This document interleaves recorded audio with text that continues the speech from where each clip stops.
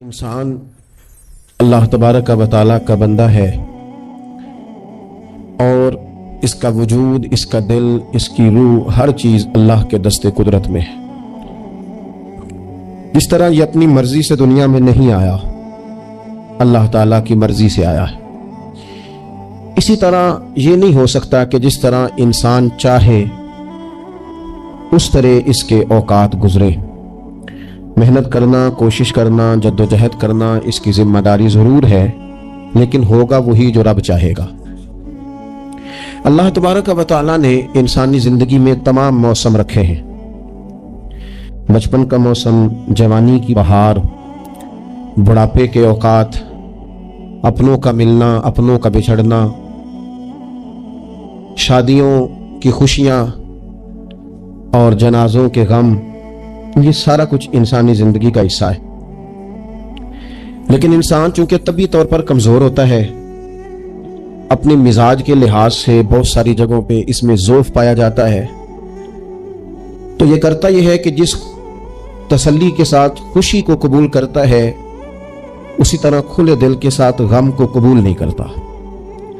मन चाही जिंदगी गुजारना चाहता है, हालांकि मन चाही जिंदगी तकलीफ का बायस होती है। रब चाही जिंदगी इंसान को सुकून अता करती।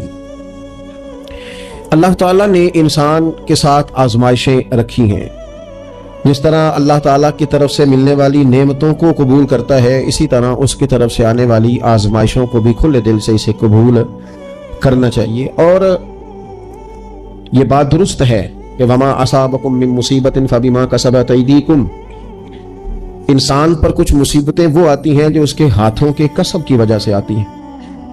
बहुत सारी कौमों पर आज़ाब इसलिए आए कि उन्होंने बाज़ गुनाह किए थे, लेकिन ये याद रखिएगा कि आज़ाब हमेशा गुनाहों की वजह से नहीं आते। तकलीफें हमेशा गुनाहों की वजह से नहीं आती। इंसान दुखों में, मुश्किलात में सिर्फ अपनी गलतियों की वजह से नहीं उलझता, बल्कि नबी पाक अलैहिस्सलातु वस्सलाम ने फरमाया है, अल्लाह ताला किसी बंदे को कोई दर्जा देना चाहता है, उसके अमाल इस तरह के नहीं होते कि उसे दर्जा दिया जाए, अल्लाह उसे किसी मुश्किल में डाल के उसके दर्जे को बुलंद फरमा देता है। बुलंदी दराजात के लिए, कुर्ब इलाही के लिए, अल्लाह तबारक व तआला की बारगाह की मारिफत के लिए भी मसाइब आते हैं। आप देखिए ना, नबी पाक सल्लल्लाहु तआला अलैहि वसल्लम ने फरमाया सबसे ज्यादा तकलीफें अंबिया पे आती हैं, और फरमाया मैं अल्लाह का महबूब हूं, अंबिया का सरदार हूं, मेरे ऊपर सबसे ज्यादा तकलीफें आई हैं, आजमाइशें आ जाती हैं। रब फरमाता है वला नबलुवन्नकुम बिशैइन मिनल खौफी वल जूअ, हम जरूर तुम्हें आजमाएंगे कुछ खौफ के साथ, कुछ भूख के साथ, व नक्सिम मिनल अम्वाली वल अनफुसी वस्समरात, जरूर तुम्हें आजमाएंगे फलों की और जानों की कमी के साथ।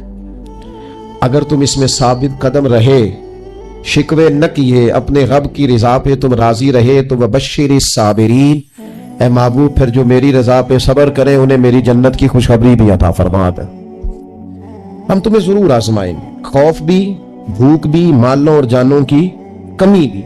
मोमिन की ये शान होती है कि वो किसी भी मौके पर अपने रब से शिकवा नहीं करता, किसी भी हाल में अपने रब की शिकायत नहीं करता।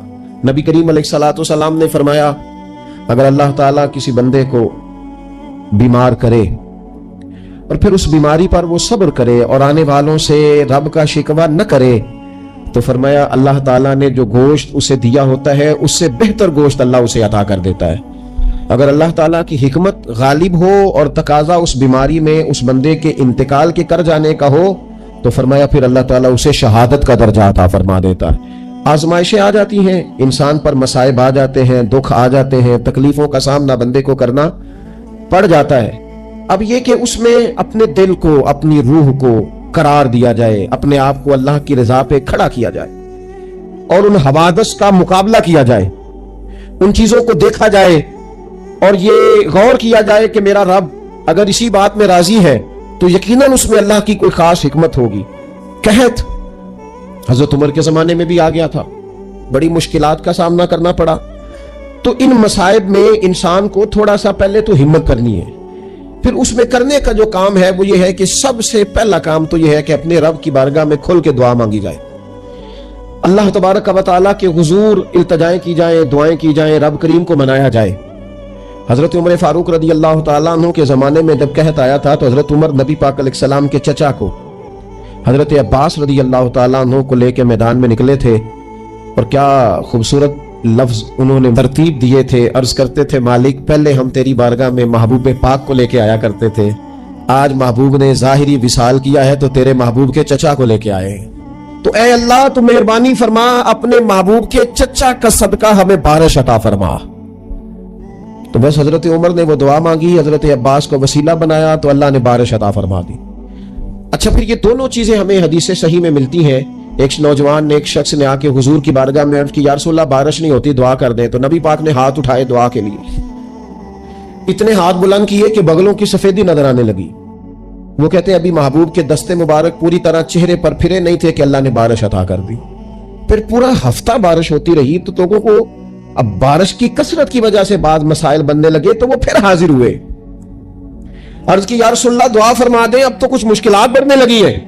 तो हुजूर ने फिर हाथ उठाए, कहे अल्लाह अपना फजल नसीब फरमा, मेहरबानी फरमा। कभी बारिश की जरूरत होती है और कभी बारिशों का कसरत से होना वो तकलीफ का बायस हो जाता है बाज़ जगहों पर। तो कहते हैं फिर हुजूर ने दुआ फरमाई, अभी चेहरे पे हाथ नहीं फेरे थे कि मदीना मुनव्वरा में बारिश खत्म हो गई। तो सबसे पहला और जरूरी काम हमारा आज मिजाज बन गया है कि हम तबसरे करते हैं, सियासत करते हैं, उस पर बैठकर अब एक और दौर आ गया है, वीडियो बनाते हैं, मोबाइल चलाते हैं, जो कि बहुत बड़ा इम्तिहान है हमारे लिए कि सिर्फ 20 मिनट मोबाइल को हाथ ना लगाएं, बहुत बड़ा इम्तिहान है। हो सकता है बहुत सारे लोग बड़ी तकलीफ में आ जाएं कि पूरे 20 मिनट गुजर गए। उस पर वीडियो बनाएंगे, उस पर कमेंट्स करेंगे, उस पर ये काम हम करते हैं। हालांकि अगर कोई ऐसी मुश्किल आ जाए तो शरीयत ने हमें यह सबक दिया कि पहले दुआ, पहले अल्लाह की बारगाह में हाजिरी। अकबर इलाहाबादी ने कहा था कि मुसीबत में भी अब याद खुदा हमको नहीं आती। दुआ मुंह से ना निकली, जेबों से अर्जियां ही निकली। हम महकमों में दरखास्तें देते हैं लेकिन दुआ की तरफ बढ़ते, बड़ा खूबसूरत काम है। सबसे पहले तो ये करे कि वो जो हमारे भाई तकलीफ में हैं, मजबूरी में हैं, उनके लिए अपने रब की बारगाह में अर्ज करें कि मालिक, कुदरतों का मालिक तो तू है, हर चीज तो तेरे दस्ते करम में है, और तू करीम इतना है कि बंदों पे तू गजब नहीं ज्यादा फरमाता, रहमत ही ज्यादा फरमाता है, और तेरी रहमत तेरे गजब पर गलबा रखती है। इसलिए मालिक तू करम फरमा, और ये जो लोग हैं तो इन्हें अपने फजल से ही आसानी अता फरमा ताकि इस मुश्किल से निकल आए।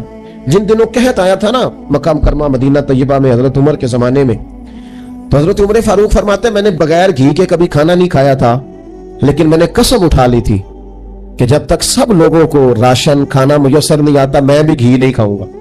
ये जो इजाफी अखराजात हैं, एडवांस गाड़ियां बुक कराना, नए मॉडल के मोबाइल खरीदना, ये जो हमारे सिर्फ नाज नखरे हैं, सिर्फ इनको थोड़ा सा क्लोज कर लो।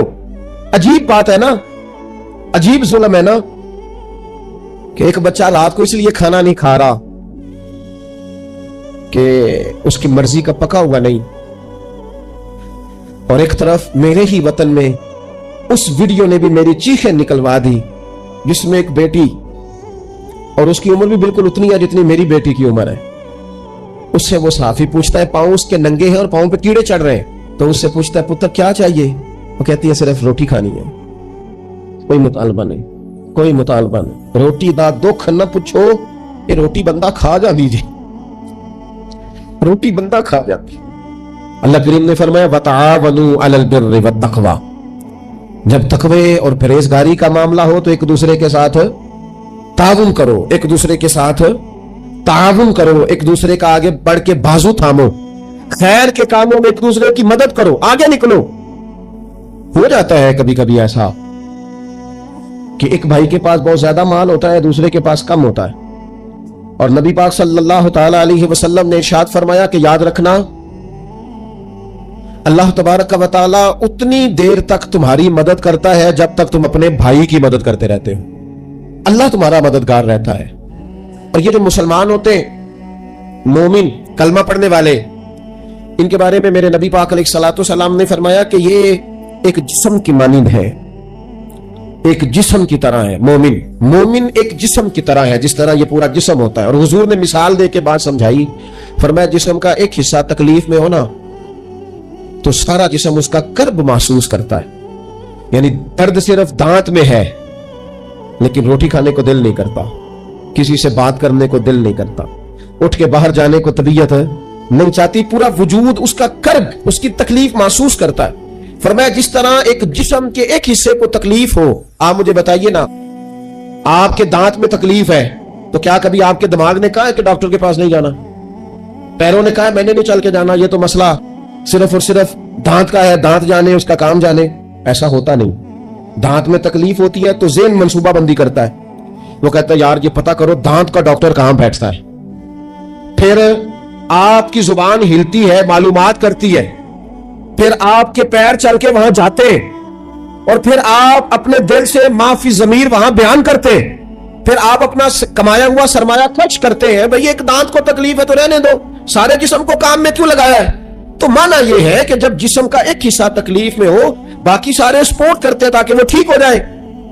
तो हुजूर ने फरमाया मेरे सारे मोमिन एक जिस्म की तरह, सारे मक्के से हिजरत करके मदीने आए, घर बार पीछे रह गए, जायदादें पीछे रह गई, कारोबार पीछे रह गए। हुजूर ने फरमाया तुम भाई हो।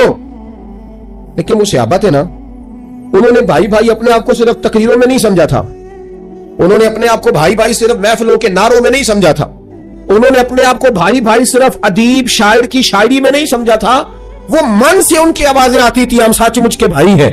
उन्होंने तय कर लिया था कि हम भाई हैं। लिहाजा जब हुजूर ने कहा ना आप तुम्हारे भाई वहां से हिजरत करके आए हैं तो इनकी मदद करो, तो फिर उन्होंने सही वाला भाई समझा। खाका रख के अपना घर तकसीम करके आधा अपने भाई को दिया, कारोबार बांट के अपने भाई को दिया। जिसके पास 4 ऊंट थे उसने 2 अपने भाई को दे दिए।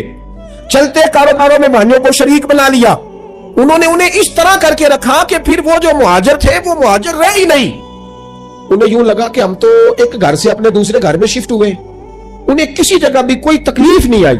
लेकिन अमीर आदमी गरीब को भाई समझने को तैयार होता नहीं, तगड़ा बंदा छोटे के करीब जाने के लिए राजी होता नहीं। जब तक वो खास ज़हन न बने जो ज़हन हमें रसूल पाक सल्लल्लाहु अलैहि वसल्लम ने अता किया, उतनी देर तक इंसान उस मकाम तक पहुंच नहीं सकता जहां वो अपने भाई के लिए खैर का मामला करे।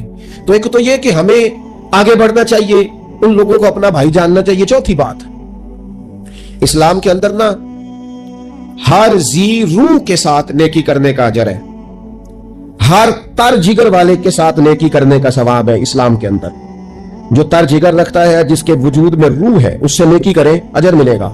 सही हदीस में मौजूद है ना, और मेरा ख्याल है आप सबको वो हदीस आती है कि नबी पाक अलैहिस्सलाम ने फरमाया कि सारी जिंदगी गुनाह करने वाली औरत ने कुत्ते को पानी पिलाया था तो रब ने बख्शिश फरमा दी। कुत्ता हलाल जानवर भी नहीं, कुत्ते को पानी पिलाया, सारी जिंदगी के गुनाह थे, अल्लाह ने माफ कर दिया। कोई भी तर जिगर वाला हो, आप मुझे बताइए एक कुत्ते को पानी पिलाने से रब माफ करता है, तो अगर कोई किसी इंसान की खिदमत करे, और निरा इंसान नहीं मुसलमान, और निरा मुसलमान नहीं मदीने वाले का गुलाम, रसूलुल्लाह का कलमा पढ़ने वाला, उसके साथ नेकी करने से अल्लाह कितना अजर अता फरमाएगा। तो अजीज भाई, मखलूक खुदा से जब लोग प्यार करते हैं, जब लोग मोहब्बत करते हैं, और जब हमारे दिल नरम, हमें ना मादा परस्त बनाया गया है कुछ अरसे से, हमारा ज़हन बना दिया, और ये ढेर सारे लोग हैं जो तकसीम करते हैं ज़हनों को, ढेर सारे लोग, इसमें बाद मजहबी लोग भी शामिल हैं, इल्ला माशाअल्लाह, जो ज़हन तकसीम करते हैं, छोटी छोटी अपने लालच के लिए लोगों को एक दूसरे से दूर करते हैं। ये तकसीम कार हमारा आम हिस्सा है, आम जोज है। याद रखना, जब कौमें मादा परस्त हो जाती है ना, जब वो हर चीज को पैसे में तोलती है और पहले अपना नफा देखती है, फिर वो माशरा इंसानों का माशरा नहीं रहता, वो ताजरों का माशरा होता है। वहां हर चीज सेल होती है, बेची जाती। दोस्तों, कल्बी तौर पर जब दिलों में गुंजाइश होती है, जब हमारे दिलों में वुसअत होती है, जब हमें प्यार करना आता है, 2 आदमियों का खाना 3 आदमी खा सकते हैं। शर्त यह है कि वो तीसरे को बिठाने की वुसअत रखते हो। 4 आदमियों का खाना 5 आदमी खा सकते हैं। शर्त यह है कि उनके दिलों में गुंजाइश मौजूद हो। याद रखना, एक छत के नीचे एक ही घर के अंदर 4-5 खानदान गुजारा कर सकते हैं। शर्त यह है कि उनके दिलों में गुंजाइश मौजूद हो। शर्त यह है कि वो कल्बी कैफियत वही रखते। लेकिन हमें ना कुछ मस्त सा कर दिया गया है अपनी अपनी दुनियादारी में, कुछ महव से है, कुछ इस तरह का माहौल बना दिया गया, मुझे क्या लेने दे, क्या लेने दे मुझे। मजहबी लोग भी इतने इतने लाख की महफिल नात, इतने इतने लाख का उर्स, इतने इतने लाख की फलानी शहर। और खुदा के बंदो, कुछ देर के लिए छोड़ लो, कुछ देर के लिए मेहरबानी कर लो, और देखो तो सही जरूरत किस चीज की ज्यादा है। चलो कोई तो गुंजाइश पैदा करो जिंदगी में, कहीं किसी एक चीज को रोक लो। मुस्ताहब का और वाजिब का फर्क ही नहीं समझते। इकबाल कहने लगे ये किसी शौक ने लिख दिया ये जुमला मेहराब मस्जिद पर कि ये नादां गिर पड़े सजदे में जब वक्त कयाम आया। वक्त तो कयाम का था, तुम सजदों में हो, उठने का टाइम था, लोगों की मदद करने का वक्त था, और तुम अभी भी अपने खतमात शरीफ में उलझे हुए हो। कुल 10वां छेना मुस्ताहब है, 2 आदमी बैठ के खत्म दिलाने हो जाता है। ये बाकी का लाखों रुपए का माल उन जगहों पे पहुंचाया जाए जहां जरूरत है। महफिल नात आपके मोहल्ले का नौजवान भी नात पढ़ सकता है, मकामी खतीब को भी तकरीर आती है, हर जुमे करता है, और बड़े काम है करने वाले, लेकिन वो बस ठीक है हम जहां लग गए वहां से हिलने को तैयार ही नहीं। एक मखसूस सा मिजाज बना लिया, उससे बाहर आना ही नहीं चाहते, पसंद ही नहीं करते। तो अपनी जिंदगी के अंदर वुसअत पैदा करे, अपने दिल में वुसअत पैदा करे। याद रखे जब बंदा किसी के बच्चों का सोचता है तो अल्लाह उसके बच्चों पर फजल फरमाता है। जब इंसान किसी का घर आबाद करता है, रब इसका घर आबाद करता है। हजरत अबू बकर सिद्दीक फरमाया करते थे तू अल्लाह के दीन की खिदमत में लग जा, तेरा जाती कोई काम रब रोकने नहीं देगा, वो सारे तेरे काम होते रहे। हम क्या समझते हैं कि तगड़ी तकरीरों से लोगों को करीब कर लेंगे? हम क्या समझते हैं कि बड़े बड़े पोस्टर लगाएंगे महफिलों के तो लोगों को? हम क्या समझते हैं हिसाब सिर्फ नमाजों का होना है? हम क्या समझते हैं कि हिसाब सिर्फ हमसे सजदों के बारे में पूछा जाएगा? ये भी सवाल होगा। ये भी सही बुखारी मुस्लिम में मौजूद है, सही हदीस में मौजूद है कि रब फरमाएगा ओ बंदे मैं भूखा था तूने मुझे रोटी नहीं खिलाई, मैं प्यासा था तूने पानी नहीं पिलाया, कपड़ों की हाजत थी तू लेके नहीं आया, मैं बीमार था तूने तीमारदारी नहीं करी। मालिक तू खाने से पाक, पीने से पाक, पहनने से पाक, बीमारी से पाक।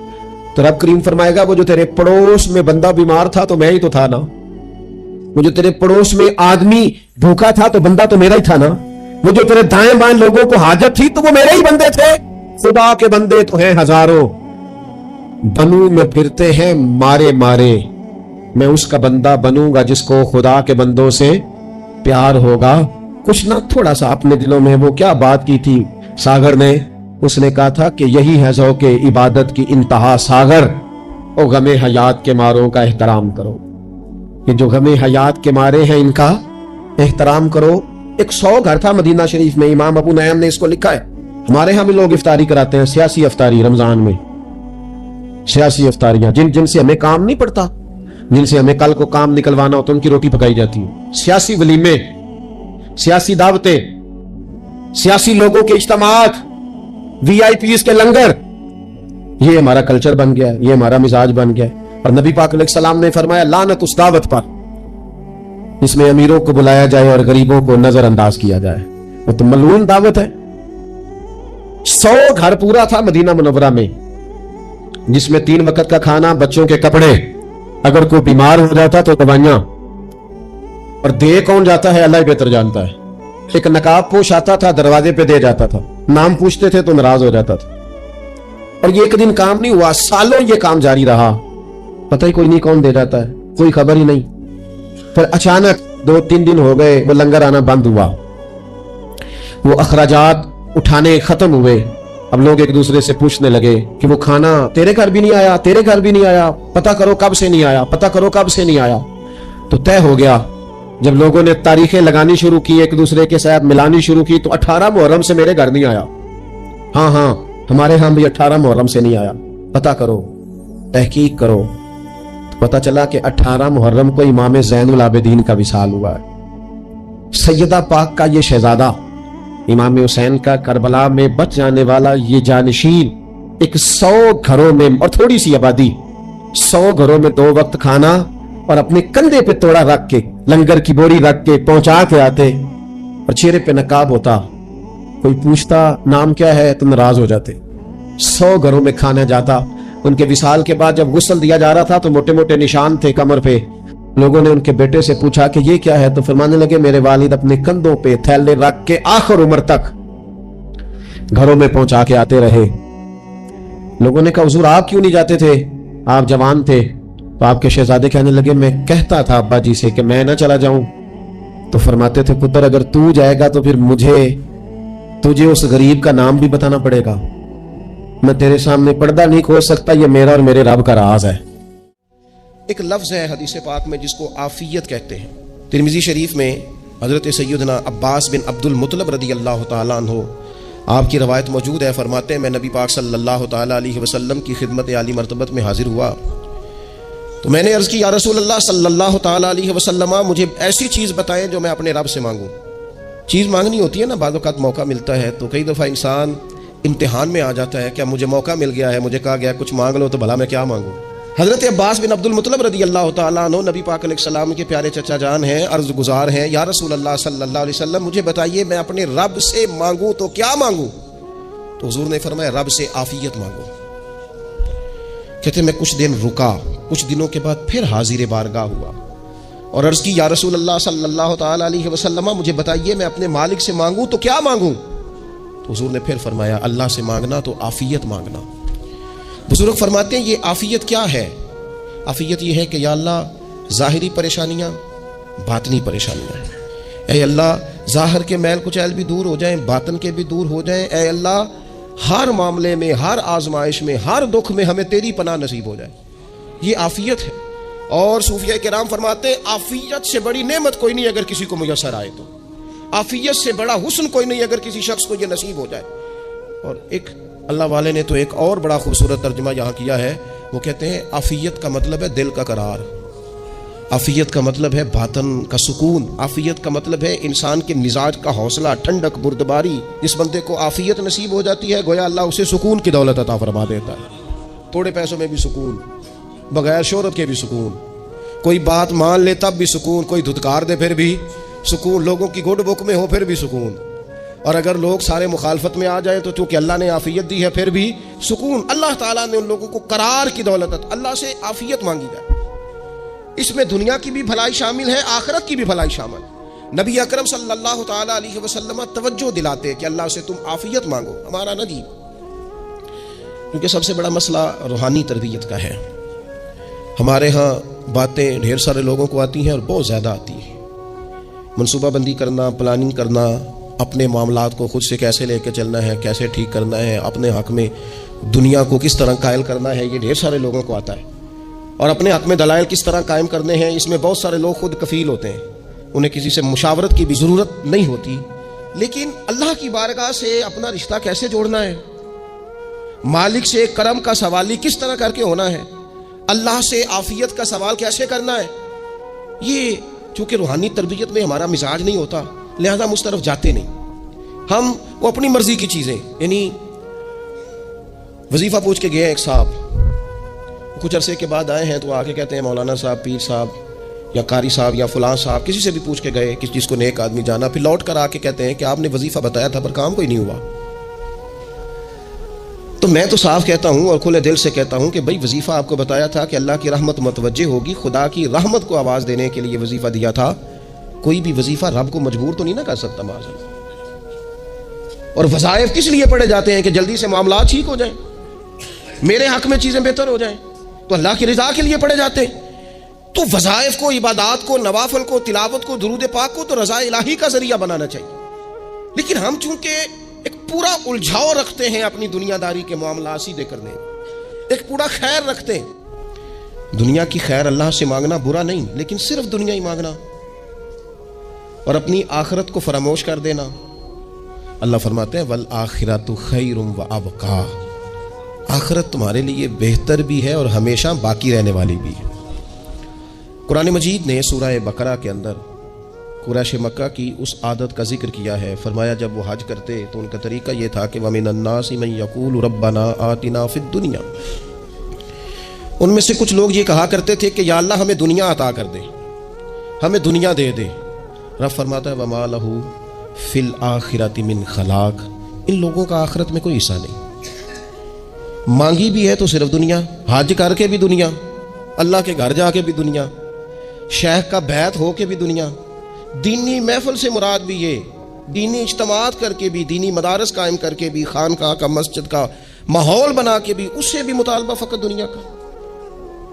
ان کفار کی اس عادت کو ذکر کر کے ہمیں سمجھایا گیا کہ جو فقط دنیا مانگتا ہے اس کا آخرت میں کوئی حصہ، اور فرمایا کچھ لوگ ایسے ہیں وَمِنْهُمْ مَنْ يَقُولُ رَبَّنَا آتِنَا فِي الدُّنْيَا حَسَنَةً، اچھا انہوں نے دنیا بھی مانگی تو صرف دنیا مانگی، حسنہ نہیں مانگی۔ اور یہاں فرمایا کچھ لوگ ایسے ہیں جو رب سے کہتے ہیں یا اللہ ہمیں دنیا میں بھی بھلائی عطا فرما، دنیا بھی دے تو ہاسا نہ دینا، وہ دنیا دینا جو ہمارے دین کو تقویت دے، وہ دنیا دینا جو ہمارے اعمال حسنہ کو مضبوط کرے، دینی معاملات کو تقویت دے، دنیا بھی وہی عطا فرما۔ اور ساتھ کہتے ہیں وفی الآخرۃ حسنہ، یا اللہ ہمیں آخرت میں بھی بھلائی ہی عطا فرما، وقنا عذاب النار، اور ہمیں دوزخ کے عذاب سے بچا، اولئک لہم نصیب مما کسبوا، فرمایا ایسوں کو ان کی کمائی ہی ملے گی، جو انہوں نے کیا ہے وہ خوش نصیبی انہیں ضرور میسر آئے گی، چونکہ دنیا بھی مانگ رہے ہیں، آخرت بھی مانگ رہے ہیں۔ ہمیشہ کوئی بھی کام کریں کسی قسم کا بھی، اس میں یہ دیکھیں کہ کیا اس میں میرے لیے کوئی ذخیرہ آخرت بنے گا، کیا یہ کام میری قبر میں، حشر میں، قیامت میں میرے لیے کوئی فائدہ مند ہوگا۔ میں بڑے درد سے عرض کرتا ہوں، بعض لوگ دینی کام کرتے ہیں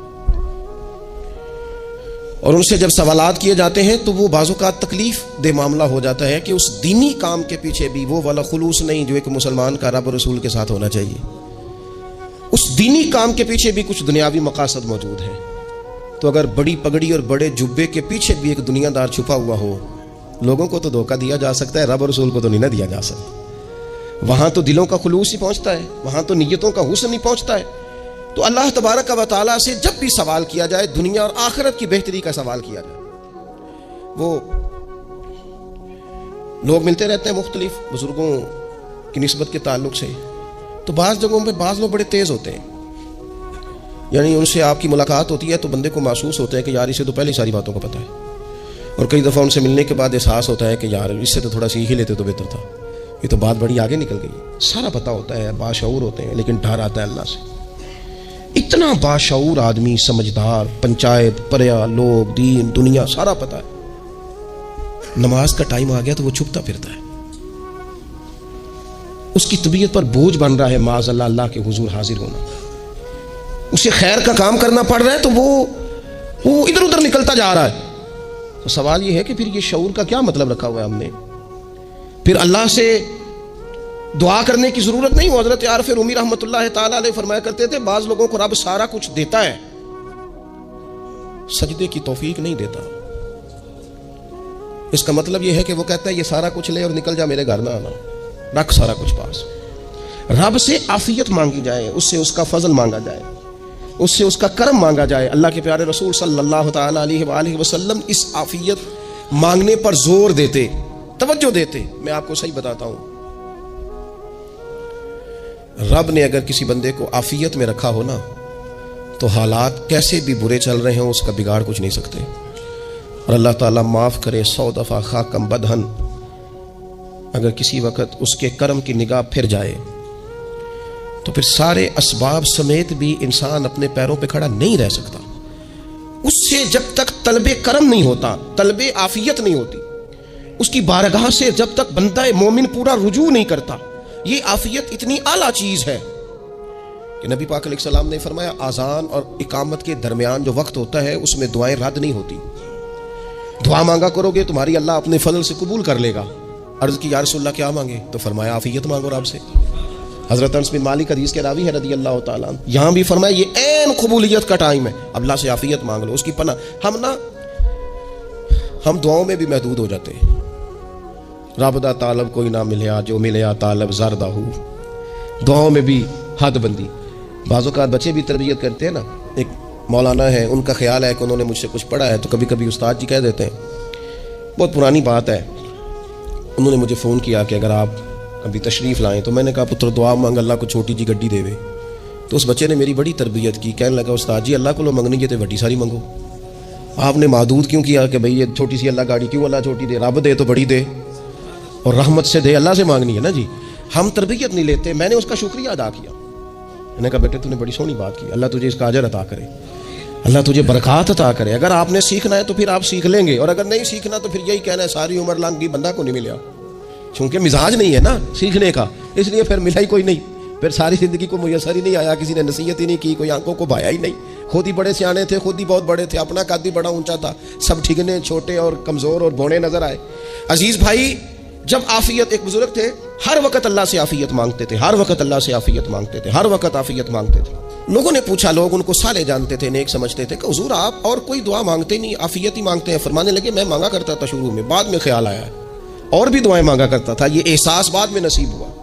فرماتے میں مزدوری کرتا تھا، مال برداری کرتا تھا، ایک جگہ پہ ڈیوٹی کر رہا تھا تو تھک گیا، اور وہ جو کام لینے والے لوگ تھے ان کا رویہ بھی بڑا ترس تھا، تکلیف ہوئی، تو میں نے اپنے مالک کی بارگاہ میں عرض کی، مالک اگر 2 روٹی بغیر مجھے مشقت کے مل جائے دن میں تو تیری بارگاہ تو بڑی کریم ہے۔ کہتے ہیں میں نے یہ دعا مانگ لی، ذرا میں تھوڑا آگے بڑھا تو 2 بندے آپس میں لڑ رہے تھے، میں ان کی صلح کرانے کے لیے، انہیں بچانے کے لیے آگے بڑھا، تو میں جس کو چھڑا رہا تھا دوسرے نے میرے اوپر ضرب لگا دی، میرا بھی سر پھٹ گیا۔ تھوڑی دیر کے بعد وہاں پولیس آ گئی، وہ تینوں کو لڑنے والا سمجھ کے اٹھا کے لے گئے، مجھے جیل ہو گئی۔ 2 روٹیاں بغیر مشقت کے روز ملنی شروع ہو گئی۔ دعا مانگی تھی نا کہ یا اللہ 2 روٹیاں مل جائے نا بغیر مشقت کے، کہتے ہیں وہ 2 روٹیاں روز ملتی، کوئی کام نہیں کرنا پڑتا، پر جیل ہو گئی۔ فرماتے ہیں میں بڑا پریشان تھا، روز روٹیاں پابندی سے آتی اور بہترین آتی، کھانا ملتا۔ پھر کچھ عرصے کے بعد میں نے سوچا کہ یار یہ دعا تو قبول ہو گئی نا تیری، اب تو اگر اس پر کوئی الگ بات کرے گا تو وہ تو غلط کرے گا۔ کہتے پھر خود ہی میرے دل میں اللہ نے بات ڈالی اور میں نے عرض کی مالک 2 روٹیاں نہیں، مجھے تو عافیت چاہیے، مجھے تو عافیت دے، میرے اوپر تو کرم فرما، تو نظر رحمت کر، جے ایک قطرہ بخشے مینوں، ایک قطرہ بخشے مینوں تے کام بن جاندا ہی میرا، مہربانی کر، عافیت عطا کر۔ فرماتے ہیں پھر خدا نے کرم کیا، کہاں سے اسباب بنے میرے جیل سے چھوٹنے کے، کون کون میرے ضمانتی بنے اللہ ہی جانتا ہے۔ فرماتے ہیں دروازے بھی کھل گئے، رزق بھی ملتا ہے، صحت بھی میسر ہے، سجدہ بھی کر لیتا ہوں، سویرے تلاوت بھی کرتا ہوں، شام کو مدینے والے کی بارگاہ میں راج کے درود و سلام بھی عرض کرتا ہوں، میں ممکن ہوتا ہے تو کسی غریب کی داد رسی بھی کرتا ہوں۔ اب سمجھ آئی ہے، ربنا آتنا فی الدنیا حسنۃ وفی الآخرۃ حسنۃ وقنا عذاب النار۔ اب سمجھ آئی ہے رب سے جب بھی مانگنا ہے عافیت ہی مانگنی ہے، اس سے کرم مانگ۔ ہم نے محدود دعائیں رکھی ہوئی ہیں، محدود، وہ جی فلانا کام میرا ہو جائے تو بھئی وہ ایک ہو گیا، اس کے بعد پھر نئی ٹینشن بن جائے گی، نہیں میں جی بچوں کی شادی کر لوں جی پھر میں فارغ ہوں۔ آپ شادی کر کے دیکھیں، اللہ کو پتہ جائے گا کیسے فارغ ہوتے ہیں۔ آپ یہاں رکتے کیوں ہیں؟ آپ خدا سے عافیت کیوں نہیں طلب کرتے؟ اس کی بارگاہ سے وہ کیوں نہیں مانگتے کہ جو ایک قطرہ ملے تو دنیا اور آخرت کے سارے کام ہو جائے؟ اس سے اس کی رحمت کا سوال کرے، اس سے اس کے کرم کا سوال کرے۔ اللہ کی بارگاہ میں بھی حاضر ہونا اور جچی تلی اور جناب ناپ تول کر اور محدود چیزوں کا سوال کرنا، مالک سے مانگے، اور وہ جب دیتا ہے تو دیتا بھی بے حساب ہی ہے، وہ جب عطا کرتا ہے تو کرم کے دروازے کھول کے عطا کرتا ہے، ورنہ تو ایک الجھن سے انسان نکلتا ہے دوسری میں الجھ جاتا ہے، ایک گتھی کو سلجھاتا ہے۔ پھر اقبال رو پڑے تھے، کہنے لگے میں عقل کی گتھیاں سلجھا چکا ہوں، یا رب مجھے صاحب جنوں کر دے، اللہ یہ بڑا میں نے ہیر پھیر دیکھ لیا، مجھے دیوانہ بنا، اب مجھے جنون ہو، اب میں کسی کے لیے رویا کروں، اب میں کسی کی یاد میں تڑپا کروں، اب میں رات کسی کے لیے میری آنکھیں بیدار رہیں، یہ بڑی ہو گئی دنیا داری، عقل کی گتھی حالانکہ نہیں سلجھتی، پر اقبال کہتے ہیں عقل کی گتھیاں سلجھا چکا ہوں، یا رب مجھے صاحب جنوں کر دے۔ اور پھر کہنے لگے بجھی عشق کی آگ اندھیر ہے، اب یہ مسلمان نہیں، یہ خاک کا ڈھیر ہے، تو مٹی بن کے رہ گیا کیا؟ کہاں اپنی ساری توجہات کا قبلہ کس چیز کو؟ میرے عزیزو اللہ سے عافیت۔ نبی پاک علیہ الصلوۃ والسلام نے ایک شخص سے پوچھا کیا دعا مانگ رہے ہو؟ تو اس نے کہا یا رسول اللہ میں اللہ کی بارگاہ میں صبر کا سوال کر رہا ہوں۔ تو حضور فرمانے لگے صبر تو مصیبت پر ہوتا ہے۔ یا رسول اللہ پھر کیا مانگو؟ آپ ان جملوں اور لفظوں کی گہرائی کو سمجھیں، صبر کے لیے تو پہلے مصیبت آئے گی پھر صبر آئے گا، تو یا رسول اللہ کیا مانگوں؟ فرمایا تو رب سے عافیت مانگ۔ مانا کیا ہے؟ مصیبت آئے کیوں؟ اللہ تجھے اپنی حفاظت کے حصار میں لے لے، وہ وقت ہی کیوں آئے کہ جب تیری طبیعت الجھ جائے، جب تو پریشان ہو جائے، جب تو تو اللہ سے عافیت مانگنا۔ جب تو عافیت مانگے گا تو اگر کبھی مشکل آئے گی بھی نا تو خدا پھر اپنے فضل سے مشکل سے نکلنے میں راستہ بھی بڑی جلدی عطا فرمائے گا اور تیرے اوپر فضل فرمائے گا۔ اگر عافیت، یہ جو ہم نبی پاک کی امت ہے نا، تو یہ ہمارے گرد اللہ کے فضل اور اس کی رحمت کا حصار ہے، یہ حصار ہے ہمارے گرد۔ وہ درویش نے کہا تھا نا کہ کروں شکر کتنا اور کروں فخر کتنا کہ تیرے کرم نے مجھے فائز المرام کیا، دیکھو بنا کے سید عالم کا امتی مجھ کو گناہ سے پہلے ہی بخشش کا انتظام کیا۔ ابھی میں نے غلطی کی نہیں لیکن مجھے حضور کا غلام بنا دیا، بخشش کا بندوبست پہلے ہو گیا۔ اپنے مالک سے بیمار بھی اس سے عافیت مانگے، مقروض بھی اس سے عافیت مانگے، بے اولاد بھی اس سے عافیت ہی مانگے، صاحب اولاد بھی اس سے عافیت ہی مانگے، جو دولت کے حصول کے رزق حلال کے خواہش مند ہے وہ بھی اس سے عافیت مانگے، اور جن کی جھولی اس نے بھر دی ہے وہ بھی اپنے رب سے عافیت ہی مانگے۔ مالک سے جب سوال کرے، ایک بزرگ تھے انہوں نے تو اپنی انگوٹھی میں لکھوا لیا تھا کہ یا اللہ مجھے عافیت عطا فرما، مگر جب بھی دیکھتا ہوں یاد آ جاتا ہے کہ اللہ سے عافیت مانگنی اپنے مالک کی بارگاہ کے اندر۔ دیکھو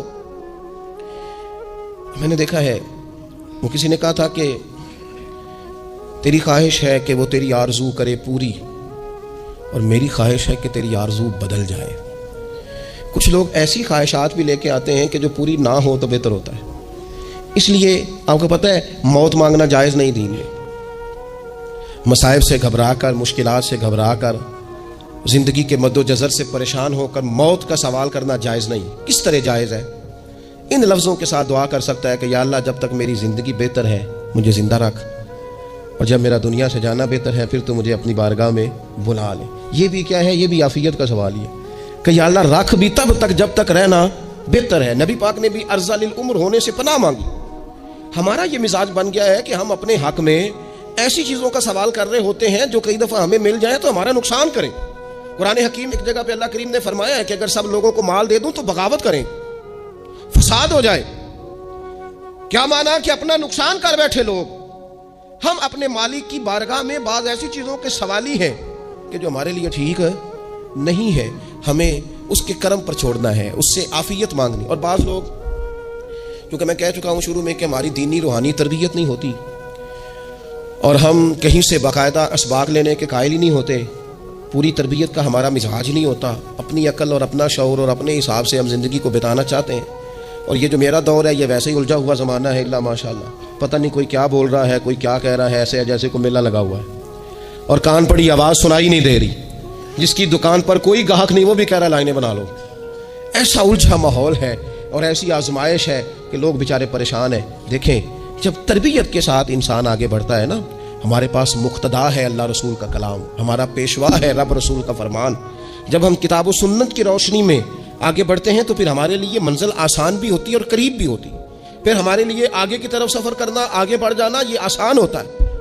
آپ غور کریں جو لوگ دنیا میں کامیاب رہے، بھلا کس طرح کامیاب رہے؟ وہ اس طرح کامیاب رہے کہ انہوں نے نا اپنے رب سے عافیت مانگی، اللہ تعالیٰ نے خود بخود ان کے لیے رستے بنائے۔ آپ تاریخ پڑھیں گے بعض لوگوں کی تو لگ نہیں رہا تھا کہ وہ اتنی کامیابی حاصل کریں گے۔ دیکھ لیں آپ حضرت غوث اعظم جیلانی رضی اللہ تعالیٰ عنہ بغداد شریف تشریف لاتے ہیں تو ان کی کیفیت یہ ہے کہ پتے کھا کے گزارا کرنا پڑتا ہے، یعنی پیچھے کوئی ایسا بیک گراؤنڈ کسی کا بنایا ہوا ادارہ، کوئی بڑی خانقاہ، کوئی بڑے لمبے چوڑے والد صاحب کے مریدین، کوئی بڑا لمبا سلسلہ نہیں مل رہا۔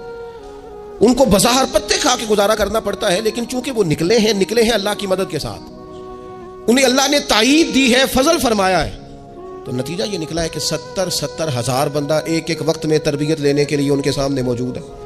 یہ اللہ نے اسباب بنائے ہیں، کیونکہ جب رب عافیت عطا کرتا ہے تو پھر اللہ اسباب بھی پیدا فرماتا ہے۔ ہمارا ذہن تو تھک جاتا ہے سیاست کرتے کرتے، ہم تو جناب پوری ترتیب سے ہمیں سلیقہ آتا ہے کس طرح کر کے کس بندے کو کیسے قائل کرنا، پورے طور پر ہم وہ ساری زندگی سیاست کرتے رہتے ہیں۔ وہ خاندانوں میں بھی چلتی ہے، گلی محلے میں بھی چلتی ہے، دوستوں میں بھی چلتی ہے۔ بعد میں پتہ چلتا ہے کہ یہ پتے کھیل کون رہا تھا، اصل میں صلح کرانے والا تھا کہ لڑائی کرانے والا تھا، یہ سب کا خیر خواہ تھا، یا سب کی ذہن کے اندر فطور کی آمیزش ہی اس شخص کی وجہ سے تھی۔ ہم چونکہ وہ خاص عافیت اللہ سے نہیں مانگتے، ہماری مخصوص سیاست ہوتی ہے سبھی کو راضی رکھو، اس کا نتیجہ یہ نکلتا ہے کہ ایک ٹائم آتا ہے کوئی بھی راضی نہیں رہتا۔ ہم اگر اپنے مالک کی طرف رجحان کریں اور اللہ نے جو ہمیں شعور دیا ہے اس شعور کو لے کر اللہ کی بارگاہ کی طرف بڑھیں، آپ یقین کریں اعلیٰ حضرت بریلوی رحمۃ اللہ علیہ کی کتابیں ہیں، ایک ایک کتاب پر PhD ہو رہی ہے، اور انہوں نے 150 سال پہلے بیٹھ کر جو کچھ لکھا تھا بائی نہیں لفظ بلفظ اس کی ضرورت آج محسوس ہو رہی ہے اور آنے والے وقت میں بڑھ رہی ہے۔ لیکن ان کے پاس کوئی ٹیم نہیں تھی، 50 لوگ نہیں تھے جو ان کے پاس بیٹھ کے لکھواتے، اپنا پریس نہیں تھا، ایسے لوگ نہیں تھے کہ جن کو پتا ہوتا کہ کتاب ہم کل چھاپیں گے اور اتنے فیصد یہ مارکیٹ میں نکل بھی جائے گی، ایسا کچھ نہیں تھا۔ کیا تھا؟ اللہ کی مدد ساتھ تھی، تائید ایزوی ساتھ تھی، اللہ نے اپنی عافیت میں رکھا تھا۔ قرآن مجید کی آیت کا ترجمہ کرتے ہیں نا اعلیٰ حضرت اہدنا الصراط المستقیم، یا اللہ ہمیں سیدھی راہ پہ چلا۔ بہت سارے مفسرین نے کہا اے اللہ ہمیں سیدھا راستہ دکھا، فرماتے ہیں اے اللہ ہمیں سیدھی راہ پر چلا۔ تو کسی نے کہا حضور یہ چلا اور دکھا میں کیا فرق ہے؟ فرمانے لگے دکھانے کا مطلب یہ ہوتا ہے کہ کسی نے پوچھا میں نے گجرانوالہ جانا ہے، تو دکھانا یہ ہے کہ اسے کہا یہاں سے باہر نکلو، روڈ پہ چڑھ جاؤ، سیدھے جاؤ گے، ایک پول آئے گا اسے کراس کرنا، نیچے اترنا، وہاں سے شہر شروع ہو جائے۔ پھر اس نے اگر کوئی اندرونی جگہ شہر کی پوچھ لی تو اس کو کہا کہ رائٹ ہو جانا، پھر لیفٹ ہو جانا، پھر آگے کسی سے مزید۔ یہ ہے راستہ دکھانا اور ایک چلانا۔ اس نے کہا میں نے گجرانوالہ جانا ہے، تو اس نے کہا ساتھ بیٹھنا میری گاڑی پہ، جہاں تو نے جانا ہے میں چھوڑ کے آتا ہوں۔ یہ راستے پہ چلانا ہے. یہ مقام تفکر ہے, آپ اس پر غور فرمائیں گے. کہتے ہیں یا اللہ تو ہمیں راستہ دکھائے گا, اور دکھاتا ہے, لیکن چاروں جانب شیطان بھی تو بیٹھا ہے نا, فتنے بھی تو ہے نا. تو اگر تیری رحمت ساتھ ساتھ رہے, مانا کہ محبت کے سفر میں ہر گام پہ 100 مشکل ہے, لیکن یہ سفر آسان بھی ہے اگر ساتھ تمہارا ہو جائے. اگر تو ساتھ چلے تو پھر یہ سفر مشکل ہے. ہارون رشید نا اپنے محل کی چھت پہ ٹہل رہا تھا, سب سے اوپر والے چوارے پر. نیچے سے حضرت بہلول دنا گزر رہے تھے, اوپر اس کے ساتھ سپاہی بھی تھے, گن مین بھی تھے. اس نے کہا یہ بابا تو ذرا اوپر اٹھاؤ. انہوں نے ایک ڈولی, ایک ٹوکری سمجھ لیں, اس کو رسیاں باندھ کے نیچے پھینکا. نیچے جو سپاہی تھے ان کو کہا کہ یہ بابا جی کو پکڑ کے اس میں بٹھاؤ. انہوں نے جبرن تھاما بابا جی کو, اس میں ڈالا, اوپر والوں نے کھینچ لیا. 2-3 منٹ لگے. ہارون رشید کے سامنے حضرت بہلول دنا پہنچ گئے تو تھوڑے ناراض بھی ہوئے کہ یہ کوئی طریقہ تو نہیں نا بلانے کا. ملاقات ہوئی تو کیوں بلایا؟ کہنے لگا ایک مسئلہ پوچھنا تھا. فرمانے لگے بادشاہ ہے نا, تیرے مسئلے پوچھنے کا بھی اپنا ہی انداز ہے, پوچھ مسئلہ. کہنے لگا بابا پوچھنا تھا کہ آپ اللہ تک کیسے پہنچے؟ حضرت بہلول دنا چپ کر گئے. 2-4 منٹ کے بعد کہنے لگے جس طرح ابھی زمین سے تیرے تک نہیں پہنچا, بالکل اسی طرح پہنچ گیا ہوں رب کریم کی بارگاہ تک. اور وہ بھی جو اس نے کرم فرمایا ہے, ورنہ میں تو نہیں سمجھتا کہ میں پہنچ گیا, وہ بھی اگر تیری خوش گمانی ہے. ہارون رشید کہنے لگا مجھے سمجھ نہیں آئی. فرمانے لگے تو بادشاہ جو ہے, اتنی جلدی کیسے سمجھ میں آئے گی تجھے بات؟ فرمانے لگے اگر میں تجھ سے ملنا چاہتا نا تو میں ایک درخواست لکھتا, پھر کسی وزیر سے سفارشی سائن کراتا, پھر وہ جمع کراتا, پھر مجھے ٹائم ملتا کہ فلاں دن فلاں تاریخ فلاں ٹائم آ جانا, پھر آ کے میں لائن میں لگتا. پھر بھی تو بادشاہ ہے, تیرا موڈ بنتا ملنے کا کہ نہ بنتا. جب میں چاہتا تو پتہ نہیں کتنا ٹائم لگ جاتا, جب تو نے چاہا ہے نا تو 1 منٹ بھی نہیں لگا. فرمانے لگے میں نے دعویٰ ہی نہیں کیا کہ میں جد و جہد کر کے پہنچوں گا, میں نے تو رب کی بارگاہ میں عاجزی کی ہے, پھر رب نے ہی کرم فرمایا ہے, اسی نے مہربانی کی ہے. مانا کہ محبت کے سفر میں ہر گام پہ 100 مشکل ہے, لیکن یہ سفر آسان بھی ہے اگر ساتھ تمہارا ہو جائے. اس کے کرم کا ساتھ رہا ہے, اس سے عافیت مانگی ہے, اپنے آپ کو اس کے سپرد کیا ہے تو اس نے کرم کر دیا. جب تک یہ مزاج نہیں ہم بناتے کہ مالک سے عافیت کا سوال کریں, اپنے آپ کو اپنے رب کے حوالے کر دیں, اس کی رحمتوں کے سپرد کر دیں, اتنی دیر تک زندگی میں ٹھہراؤ نہیں آتا, قرار نہیں آتا. مجھ پہ بھی چشم کروں اے میرے آقا, کرنا حق تو میرا بھی ہے, رحمت کا تقاضا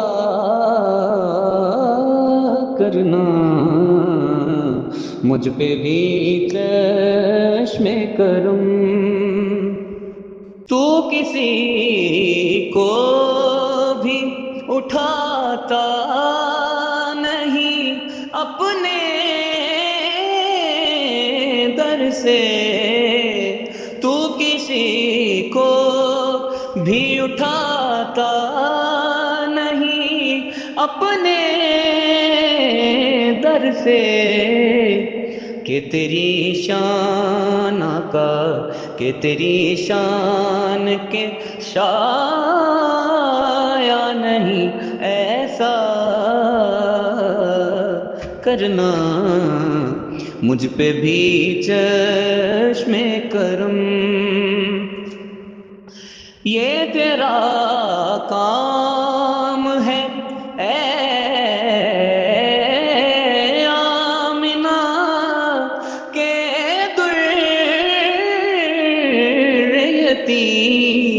یہ تیرا کام ہے اے آمنہ کے در یتیم, ساری امت کی شفاعت تنہا